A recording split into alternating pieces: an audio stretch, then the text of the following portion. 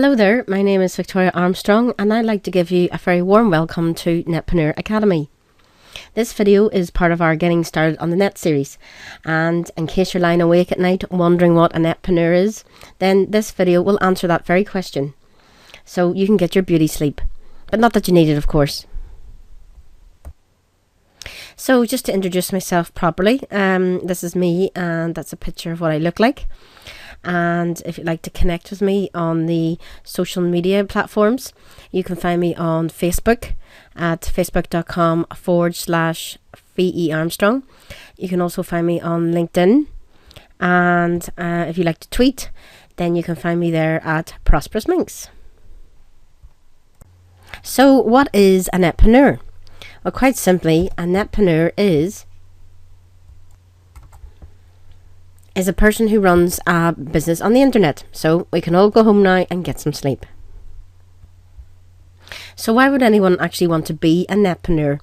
And the number one reason is money. What else?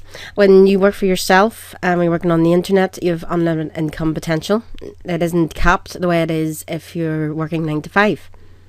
I have had people tell me, I don't want to be a millionaire, I just want to have enough money to be comfortable and get by. And my heart just sinks into my boots when I hear that, because who are we to play small in our lives? It takes as much effort to play small as it does to play big. So I usually just challenge them a little by saying, yeah, you're right, why would you want to be a millionaire? Why not be a billionaire? And that way you can inspire and help more people. That usually gets a few weird looks, but they get the drift. To be financially independent, it's a great place to be, that you don't have to worry about loans, mortgages and things like that most people work 9 to 5 for.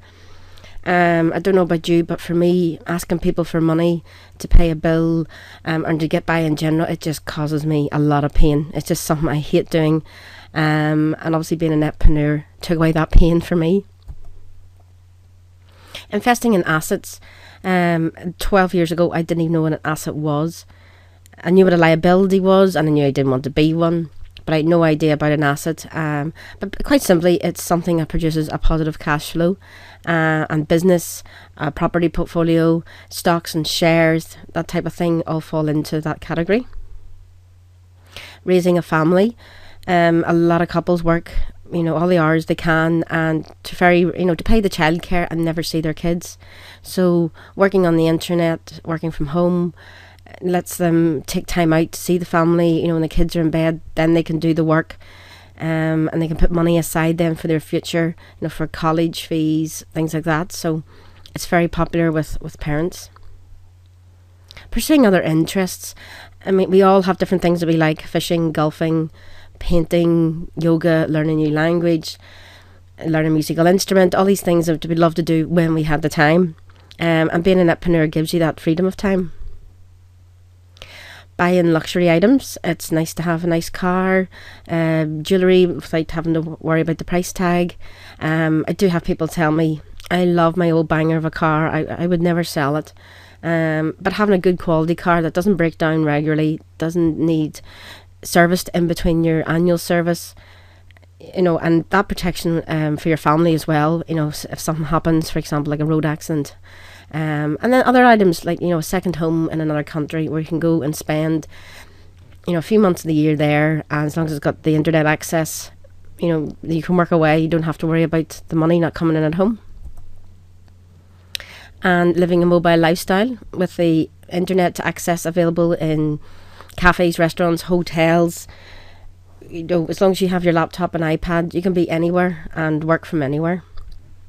So there are the 7 top reasons why people want to be a netpreneur. So how did I become a netpreneur? And I have to say, it was university. I learned 2 things there about earning money. In the first year, they told us that if we could master the skill of public speaking, we would always earn more money than our peers. And the second thing is my marketing lecturer. He told us that if we could combine technology and marketing, we'd never be unemployed. So I took those 2 things to heart. I learned a few other things in the way, but they were the 2 main things, I suppose, when it came to making yourself employable. And it was in my last year at university I found a company wanting to actually sell their goods online. And I was saying when I found a company, it was basically a company who advertised for students to come in and help them with marketing their website, and I was the only one who applied, so they were happy enough to bring me on board. And after a while we had the website bringing in 30 orders a day. Now none of those were coming from the local area, they were all coming from outside the country. So maybe 2 to 3% were local orders and people that knew of the company, friends and family of the staff. But it was a fantastic experience, and I based my university dissertation on that website and how to market it more effectively. After that, then I moved on to a bigger company to become a marketing manager there, but they also trained me up. That's where my IT training came in. So I was running breakfast meetings, seminars, things like that, to teach middle managers about e-government software, riveting stuff. But it was good experience, and I can't complain. Until I found out this. I was being paid £56 a day when you took my annual salary and broke it down, and the client was paying £800 a day for the privilege of my training. So it took a long while for the penny to drop, but when it did, it was like, hang on a minute, something's not right here. Okay, yes, the boss had taken the risk of setting up the business and doing the selling and building up the reputation, but that's a huge chunk by any standards. And I started to look at ways then, how could I go out and do this for myself? Why? It was almost like I felt I was being pimped, so I wanted to see, was there a way I could do it for myself? And one of those godsends out there was this book here, Rich Dad Poor Dad by Robert Kiyosaki. It's the way he explains it, that here's the employee mindset and here's the business owner and investor's mindset. And when I read that book, I had been applying for other jobs as well to see if I could up my income, and I realised, what am I doing? It's time to get out there and do it for myself. So how did I learn the skills to become a netpreneur? How did it happen for me? As I was saying earlier, I went out on my own then after reading that book, and for 6 years, people would have called me an internet marketing consultant or trainer. But really my main role was education. That's what I was teaching people. Here's a website. It's not a standalone entity from your business. It's actually an integral part of your business, and the technology is there to work for you, not for you to work for it. So that was the message I was getting out there at first, and then once we got over that hurdle, then we could get things moving for them. Obviously I had to keep myself up to date, and webinars didn't really come into effect for a few years, so I was doing the telemarketing or conferences that they had. You dial in on a cheap rate and listen to the gurus talking, and then when they would have big events and conferences, so I could go and meet other internet marketers and network with them and collaborate as well on projects. So I was teaching internet marketing to businesses at all levels and all sizes, and then I was also then a tutor at colleges and a main trainer at a lot of the local enterprise centres. So I was getting myself out there to a lot of people quite quickly, and then of course that got a lot of attention from the local press. So, and I think as well, being a woman in IT, it was quite a rare thing, so I was getting all these newspaper articles and things written about me, which I didn't like at first because my confidence wasn't that high, but after a while, your confidence develops. You're doing more presentations and talks, and I got used to it in the end. I also then attended seminars and read up on how to invest my money, and I was talking earlier about assets. I decided to go into property, which was great because it was a very steep learning curve. So you had to get the properties ready for renting out. You had to find the tenants, and then once the tenants are in, all the problems would begin. So if you imagine you have a mother on a winter's day and the heating has just, the boiler has just gone, and she's got kids in the house. So it really helped me develop my skills as a problem solver. So that's what I got out of that, as well as obviously the cash flow from the properties. And at 28 years old, within a couple of years, I realised I was renewing my life assurance and totted up my net worth as nearly 750,000. And I thought nothing of it. I didn't actually appreciate that because I was aiming for the good old millionaire level. And it was only when the company wrote back to me and said, look, this amount is actually above average for a female at 28. So we need some documentation here. We need some letters from solicitors and things. So that's when it really hit home for me. It was just like, wow, my hard work is obviously paying off. Now, if you want to cut your net worth in half very quickly, I went through divorce a couple of years later. So that really taught me a lot as well. But obviously I had the Netpreneur skills. So I was okay, thankfully.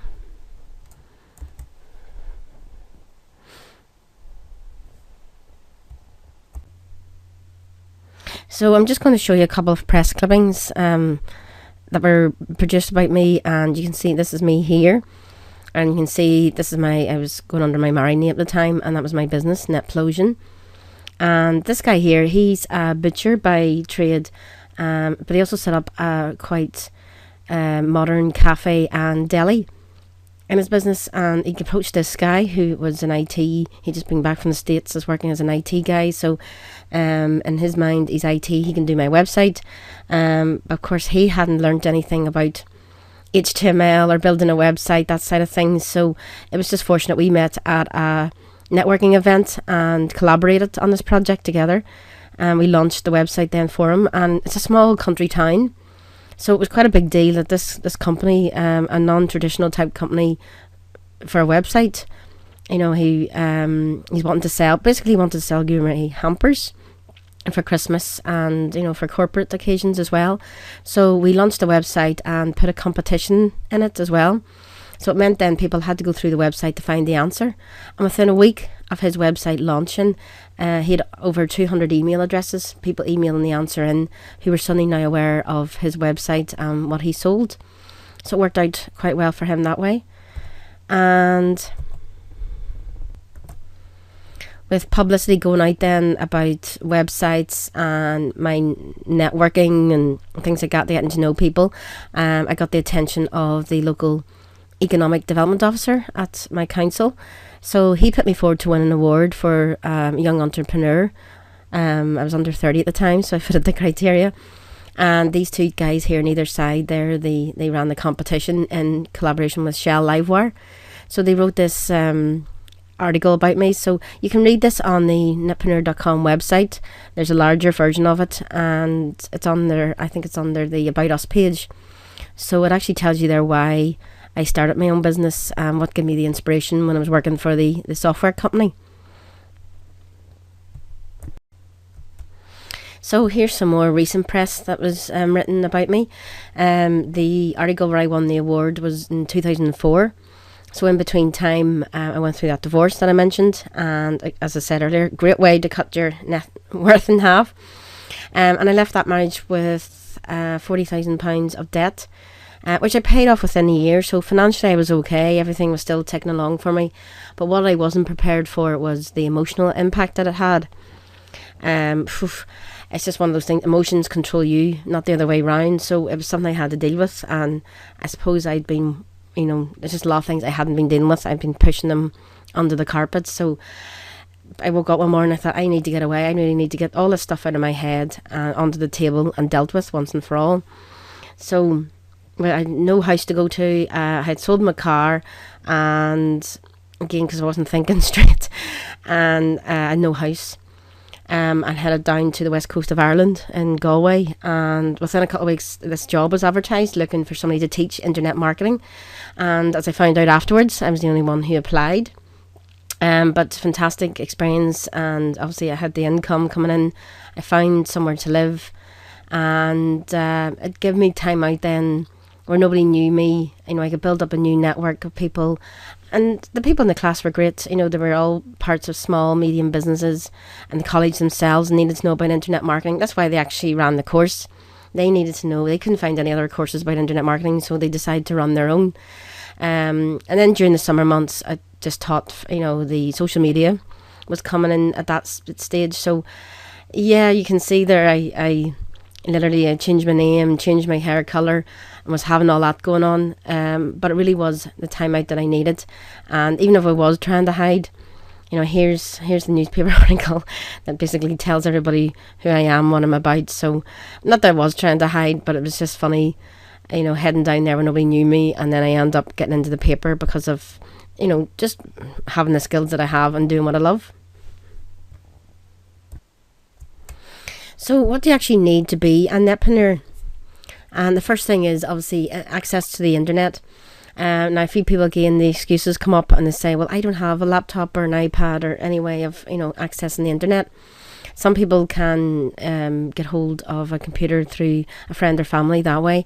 But usually local libraries, they specialise in free internet access. So you can go there and, book an hour and work through it that way. So there's really no excuse. There's always some way of accessing the internet, especially in today's society.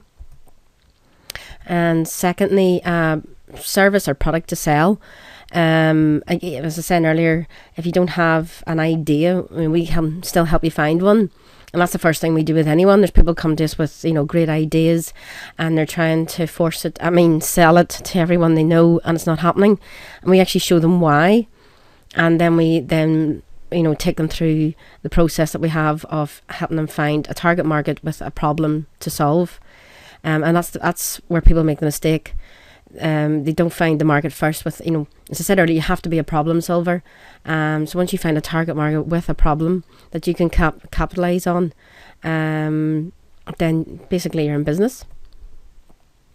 So determination to succeed, as I was saying there earlier, yeah, you can be okay financially, but when that motivation and that mindset isn't there, and what I learnt, and a very steep learning curve about your emotions and your mindset, if those aren't lined up, with your goals and the things that you want to achieve, then you're really on the road to nothing. And yeah, learning how to sell online, obviously that's very important. And again, that's what Netpreneur Academy is all about, flexible e-learning. So how do you actually go about finding a business idea? And I'm just going to walk you through the process just to give you an example of how we teach these things. So before you launch a business, there's 4 steps that must happen. The first thing is we help you identify your interests and hobbies. Something that is going to get you out of bed in the morning. If you're not interested in your business, if you're into fashion, cosmetics and beauty, you're not going to be interested in selling fishing rods and fishing gear. So it's getting something that you're interested in and that you're happy enough to be seen as the expert in. And it's amazing, everybody thinks, everybody's after the same thing. No, I know people who've written ebooks on insects, and because it's just an area they're interested in, and local colleges have bought them or recommended it in their curriculums. So it's about really finding what makes you tick, and then setting yourself up to, position yourself to be that expert. And then finding the target market within that interest. So as I said earlier, there's fishing ponds all over the internet, and finding one in your interest area, and then finding the problem that they have. And then once you have that problem, then you can create the solution for them. And then the beauty of the internet is you can test, and you can test quite cheaply. You think what it costs to set up a high street store. You could be talking 50, 60,000 pounds, to kit it out, to the lighting, the heat, all that side of things, and it doesn't work. Whereas the internet, it can cost you less than £50. Not even, sometimes it's only maybe £10, £20 for pay-per-click, that sort of thing. So there's ways of testing it, and then once you have it right, then you launch and you're ready to go. You're in business. So I'm just going to take you through quickly about selling online and how we teach that, just give you a quick insight into that. And from the years of working as an educator and training people, we developed this model here, this life cycle, and it starts at this sector here, setting your business objectives and then walking you through. Now, as you can see, it was last updated in 2008, and it's worked consistently ever since. We only updated it in 2008 because of good old social media. So these first 4 steps here, setting your business objectives, it's amazing even when you look at people's objectives. This is basically setting a destination on your sat nav. So if you don't have that destination set, then you don't know how you're going to get there. So we have a training module on that for you to work through, and then we take you into finding your target market and the problems and launching it. Now, before you launch it, you need to look at branding and development. and developing that. Once you have your branding and development, then you know what maintenance and support needs to happen, for the website. So you can look at ways of generating the leads and then how to convert those leads into paying customers, which is kind of what it's all about. If you don't have those, you're kind of up the creek. So then these next 4 sectors here, you don't have to strictly follow them in order. Some businesses are out there not even using the search engines and still getting a good turnover every month. Email marketing, a lot of people think that's dead, but social media has made that even more popular. So we've training videos on that. Obviously social media and online PR, they actually go hand in hand, so that's why they're in that sector together. And then joint ventures, where you're developing strategic alliances with, it's important to find businesses that have the same target market but don't compete with you. But you find actually the internet is different from offline business in that people don't see other businesses as competition. They actually work with, there's a lot of collaboration goes on and they work together, which is quite nice, so there's no cutthroat stuff going on. You find online it's a different culture that way, which is brilliant. So congratulations, that's all I have left to say. You've now completed your training on what is a Netpreneur. No more sleepless nights for you. And you can also now then look at the next step, which is finding an online business idea. If you have any questions, you can email us on support@netpreneuracademy.com. And the way it works is we hold weekly webinars online, accessible through the internet, to answer all the questions that you send to this email. We find that's the best way of handling the volume of them. Otherwise, you can speed up your progress and work directly with a Netpreneur coach. Just go to our enrollment page, which I'll give you the address for on the next screen. There'll be options there on different coaching programs that we offer, or you can send an email to this address and we will talk you through what your coaching needs are. So if you're interested in moving to the next step, you can purchase the next video in the series, which is titled Find an Online Business Idea. You can find your options here at www.netpreneuracademy.com/enroll. So that concludes the video for today. Thank you very much for watching, and do keep moving forward on your Netpreneur journey. Also, we love to hear how you're getting on, so keep in touch and let us know about your progress. All the best for now. Bye.